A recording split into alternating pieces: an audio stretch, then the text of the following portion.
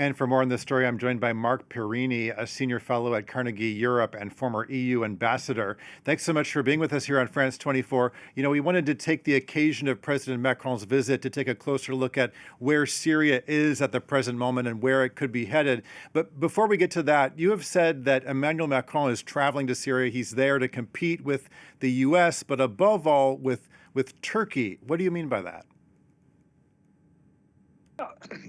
Syria is in a transition. It's a transition mostly in words by al-Sharaa and his people, and in very few deeds so far.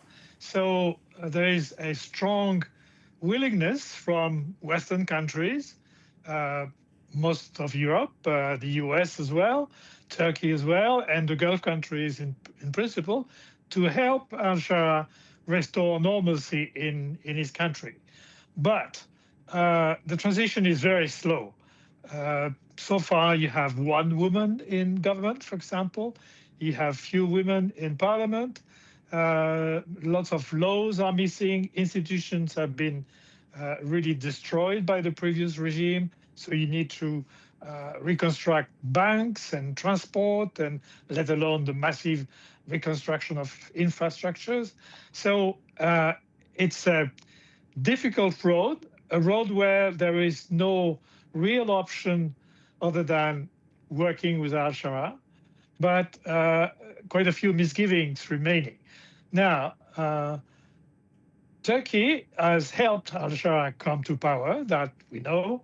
The Turkish military and intelligence and police are very strong in Damascus and elsewhere.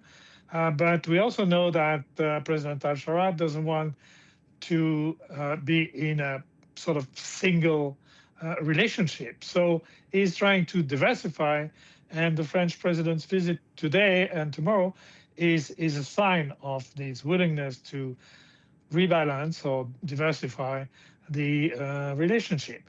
Traditionally, of course, as you know, there is a historical link between France and Syria. There's a lot of sentiment also, a lot of cultural links. So this is what is being done now.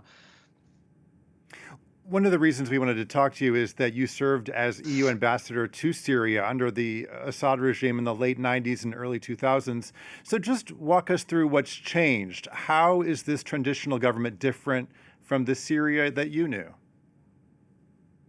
Well, when I landed in Syria in November 98, this was Hafez al-Assad. This was like unmovable leadership. There was very little prospect for any economic reform, for rule of law reform, absolutely nothing. But I tried my best for a year and a half. But then in June 2000, Hafez al-Assad passed away, and we had a state funeral. Of course, Bashar al-Assad became instantly the president with an instant modification of the constitution, the kind of thing that these regimes do. But there was quite an important event at the state funeral, which is that then French President Jacques Chirac and then European Commission President Romano Prodi came to the funeral. The only two members of the European Council who came to the funerals, they came in the French plane, and the decision was made to give a try to Bashar al-Assad, who had never been exercising any real state function, but he was supposed to be the man with a modern mind. He had convinced his father to introduce email, to introduce access to internet. So there was a little flare of a Damascus spring. Didn't last long, I must say, but we tried.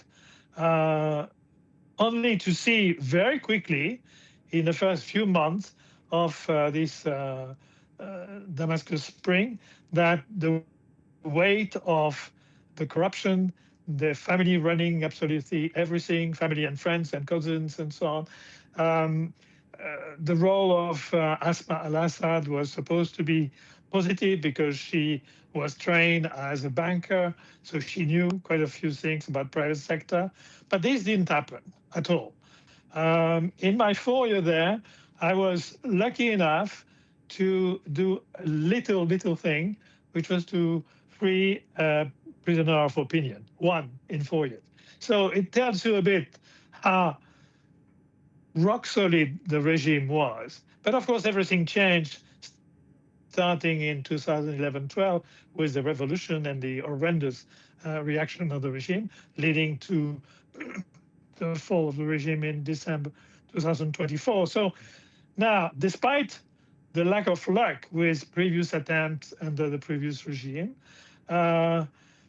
Western countries, France in particular, the EU as well, and others, are trying to take Mr. al-Assad to his words. His words are almost perfect. We could have written it in Brussels, in Paris, in London, in Berlin. It says inclusive governance with all the religious and ethnic component of the Syrian society. I mean, this is just perfect on paper. But after so many years of revolution, so many years of bloody repression, so many casualties, people have just disappeared. It's very difficult to piece together the Syrian society. So it's a very slow process indeed. But as I said before, there's not really an alternative than trying to help. So hopefully, apart from a few quick contracts like selling Airbus aircraft to reconstitute the airline, to have a French shipping company taking the management of the port of Latakia. These sort of things are relatively easy. The problem is more on the software, if you want. We need lots of experts from the EU, France in particular, but others as well, to rebuild the banking system, worth of the name, to rebuild an economic policy. These sort of things are not there. So it is a sort of leap of faith, if you want, from the French president at a particularly opportune meeting. Opportune moment. We're kind of running short on time here, but I want to ask you about Syria today. There seems to be more stability, and as we're seeing more international engagement, is that at least a sign of progress? You're saying that progress is slow, but isn't that a positive sign? Yes, it is. You need to transform intents in action. For example, Gulf countries have promised billions and billions, except that Gulf countries don't dump money where there is no economic policy. So they will invest heavily into reconstruction, into infrastructure, into the social sector, and so on. But they need to see an economic policy. So this is where Europe can help. This is where French banks can help, for example. The one thing that is important for Western countries is not to see the return of Iran and Russia.